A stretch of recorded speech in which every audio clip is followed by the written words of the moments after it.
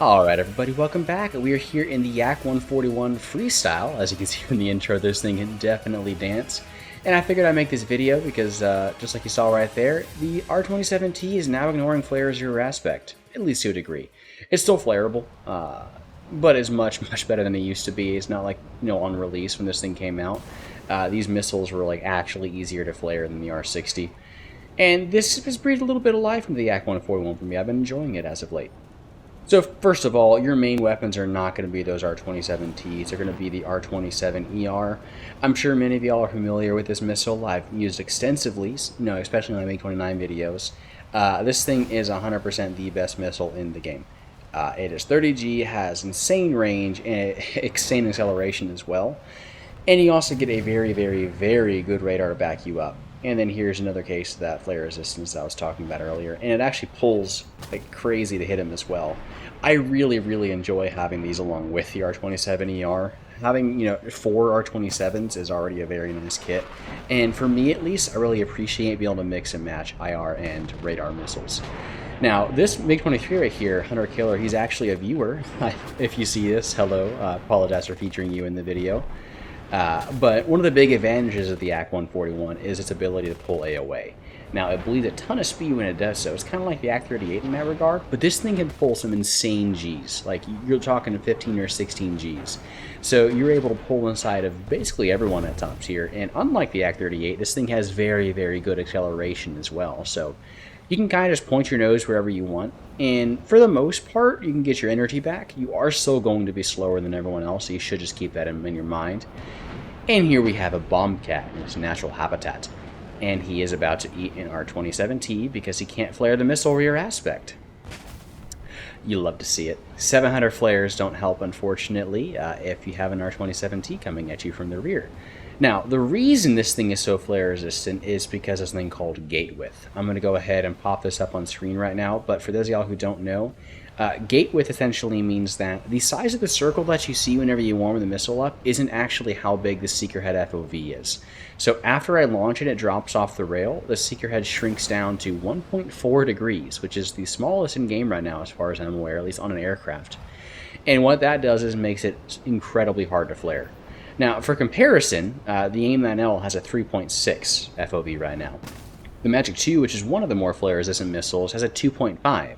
So if that tells you just how much better this thing is, then, well, yeah, it should at least. It is actually ridiculous how hard this thing is to flare rear aspect.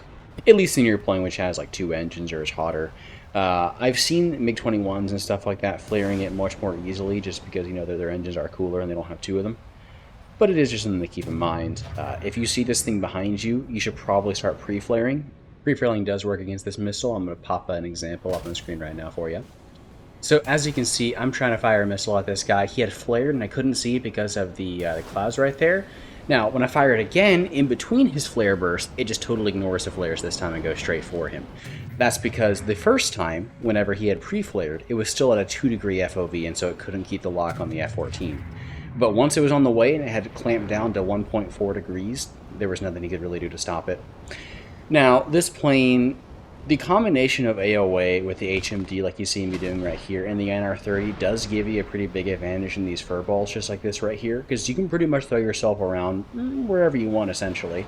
And I'm going to be using that to my advantage right now while, my team is distracting the enemies. Now, I am going to die at the end of this because my entire team is going to go kablooey, but at least in the meantime, you can see I'm throwing around my R-27Ts. There's one streaking in on that ADF right there from above. That's going to kill him, and then it's going to go ahead and turn into AOA Simulator. Now, the NR30 isn't as good as it used to be. It did get real shattered along with pretty much everything else, but I would say it's still one of the better guns at top tier. It does alright damage and has good velocity, at least compared to someone like the Defa, for example. Velocity isn't as good as the M61, but personally I have less of an issue aiming it because it doesn't drop off like crazy like the M61 does. The Vulcan has a tendency to just lose velocity at about maybe 600 meters in front, and that really throws me off sometimes. We can see right here, doing all right damage, but unfortunately at this point, pretty much my entire team has died, and I'm sitting here, and I think it's a 3v1.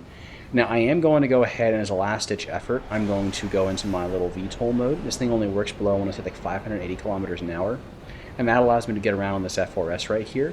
Unfortunately, though, while I'm not looking, I do get smacked by an R-60M, but I do at least get my 7th kill, which is, I mean, it's a pretty good result in the match. This plane is also very capable at BVR, but that wasn't really my main focus of this video, so I figured I'd just go ahead and skip it for this video. If you do want to see BVR with this plane, I recommend checking out my older video when it first came out. I believe I do some in there. But in the meantime, I figure it's time to get to what, many of y'all probably clicked on this video for, and that is going to be the giveaway.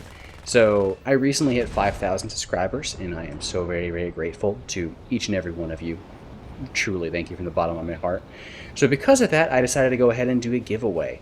Now, I'm going to be giving away 2 packs, one rank 6 and one rank 7 pack. You can apply for both of them.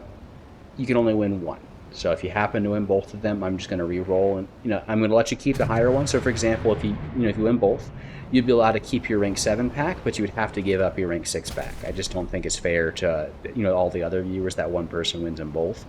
And it's incredibly unlikely because there's over 600 people in the giveaway already, so it's really, really unlikely. As for how you can join, first and foremost, I need you to be a subscriber. I hope y'all understand, I don't want some random person who just saw this video to go ahead and just get the giveaway. I want to make sure it's someone that is actually subscribed to me. So first things first, go ahead and subscribe if you aren't already. Leave a comment down below, and then also go ahead and join my Discord. Now, there is a giveaway bot on one of the channels. I'm going to flash it up on screen right now. All you got to do is just click the little reaction on it, and that enters you into the giveaway. So it's going to be ending in 9 days from the time of recording. I think it's going to be like 8 days by the time this video goes live. And it's going to have your local time displayed on there so you know exactly when it ends. Now, if you do happen to win, the bot is going to go ahead and ping you, and I will go ahead and shoot you a direct message, and we can go ahead and establish, exactly what you want, what your in-game name is, all that kind of stuff. Now, speaking of in-game name, unfortunately, PlayStation and Xbox players are not eligible for this. As of right now, Microsoft and Sony do not allow me to use the Gaijin Store to gift you anything, and as I don't have access to an Xbox or PlayStation myself, I can't use that method either. So it's going to have to be through the Gaijin Store. I also need to verify, because I hope y'all understand, I need to make sure that I cover my bases when it comes to actually making sure people know I did this giveaway. So, gotta be a PC player, gotta be subscribed, gotta comment, and go ahead and join my Discord and join the giveaway, and that should be good. Like I said, we got probably about 8 days left by the time that you go ahead and join. And yeah, in any case, I hope y'all enjoyed the video. I'm going to go ahead and end it here, but I'll see y'all next time. So, peace, y'all.